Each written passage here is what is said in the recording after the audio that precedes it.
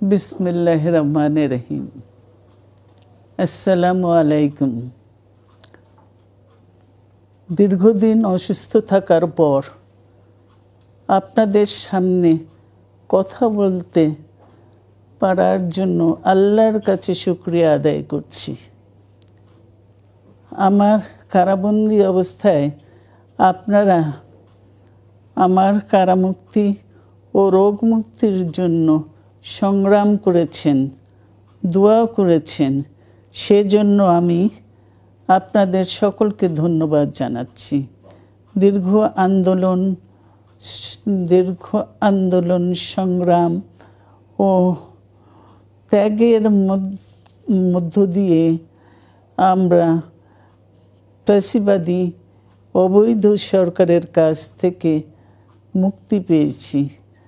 আমি আন্তরিক ধন্যবাদ জানাতে চাই আমাদের বীর সন্তানদের, যারা মরণপণ সংগ্রাম করে এই অসম্ভবকে সম্ভব করেছে।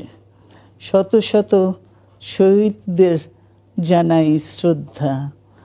এ বিজয় আমাদের নতুন সম্ভাবনা নিয়ে এসেছে। দীর্ঘদিনের নজিরবিহীন দুর্নীতি, গণতন্ত্রের ধ্বংসের স্তূপের মধ্য থেকে আমাদের নির্মাণ করতে হবে এক সমৃদ্ধ বাংলাদেশ। ছাত্র তরুণরাই আমাদের ভবিষ্যৎ। তরুণরা এই যে স্বপ্ন নিয়ে বুকের রক্ত ঢেলে দিয়েছে, সেই স্বপ্ন বাস্তবায়নে করতে মেধা, যোগ্যতা, জ্ঞান ভিত্তিক গণতান্ত্রিক বাংলাদেশ গড়ে তুলতে হবে।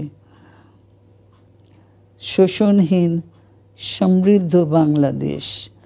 সকল ধর্মের গোত্রের অধিকার নিশ্চিত করতে হবে। শান্তি, প্রগতি আর সাম্যের ভিত্তিতে আধুনিক বাংলাদেশ নির্মাণে আসুন আমরা তরুণদের হাত শক্তিশালী করি।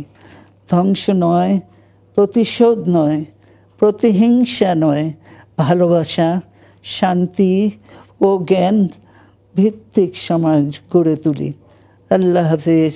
বাংলাদেশ জিন্দাবাদ।